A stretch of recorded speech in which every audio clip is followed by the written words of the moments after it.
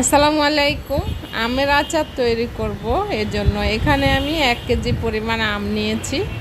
তারপর একটা ছিলারের সাহায্যে আমগুলোকে ছিলে নিব। এবার এরকম গোল গোল করে কেটে নিব। আর আমের ভেতরে থাকা আটিটাকে ফেলে দিচ্ছি।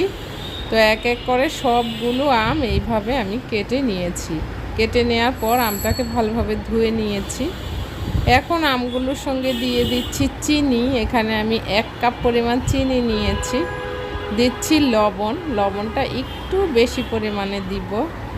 দিচ্ছি 1 টেবিল চামচ পরিমাণ ভিনেগার। তারপরে সবগুলো উপকরণ মিশিয়ে নিয়ে ঢাকনা দিয়ে ঢেকে 1 ঘন্টা রেস্টে রেখে দিব। 1 ঘন্টা পর দেখুন কতটা পানি বের হয়েছে।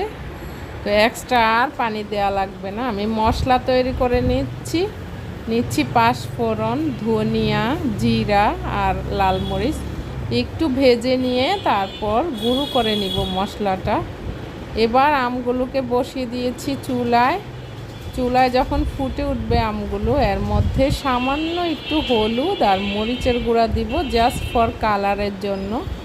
তারপর খুব ভালোভাবে নেড়ে জাল করতে থাকবো। যখন পানিটা শুকিয়ে আসবে আর আমটা স্বচ্ছ হয়ে যাবে, ভেজে গুঁড়ো করে রাখা মশলাটা দিয়ে খুব ভালোভাবে মিশিয়ে নিব। তাহলেই কিন্তু আচারটা তৈরি হয়ে গেল।